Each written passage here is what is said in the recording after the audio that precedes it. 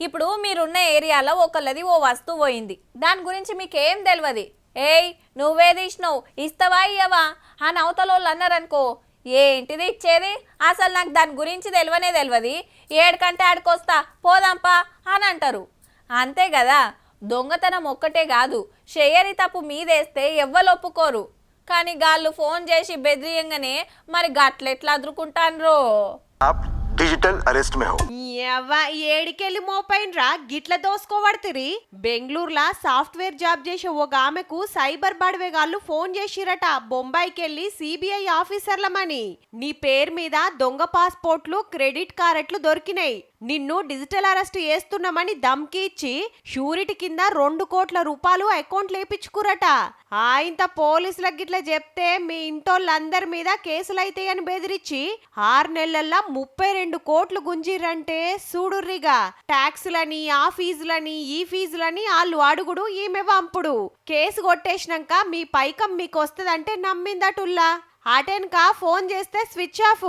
గప్పుడు సోయికొచ్చి వామ్మో నన్ను మోసం చేసిండ్రని మొత్తుకుంటా పోయి పోలీసులకు కంప్లైంట్ ఇచ్చిందట. నిన్న చూడలే, ఆంధ్రాలా ఓ ఎమ్మెల్యే ఇంటామెకే ఫోన్ కొట్టి 1,70,00,000 ఉడిసిండ్రు. సినిమాల ఇంటోలకే సినిమా చూపిస్తుండ్రు బడవేగాళ్ళు.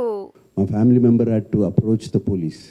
నాకు ఇలా జరుగుతుంది అంటే ఇమీడియట్గా when police came on line వచ్చినగానే వాళ్ళు 1 సెకండ్లో మాయమైపోయారు. వాళ్ళని ట్రేస్ చేయడం కూడా కుదరలేదు. తర్వాత లీడర్లు, సెలబ్రిటీలు, సాఫ్ట్వేర్లు ఎవ్వరు నిడుస్తలేరన్నట్టు పెద్ద పెద్దోళ్లను దేవులాడు. సిబిఐ, ఈడీ, పోలీసులమని ఫోన్ కొట్టుడు, డ్రగ్స్ పార్సల్ వచ్చిందని, మనీ లాండరింగ్ అని బెదిరించుడు, పైసలు కమాయించుడు.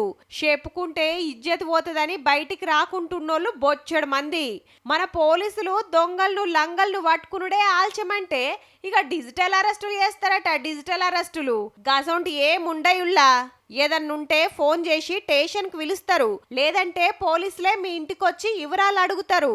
గట్లనే ఎవడన్నా ఫోన్ చేసి ధమ్కి ఇస్తే దమ్ముంటే మా ఇంటికొచ్చి అరెస్ట్ చేయరా అని గట్టిగా మాట్లాడిండ్రనుకో, దెబ్బకు మళ్ళా మీ తెరువు రాడువా.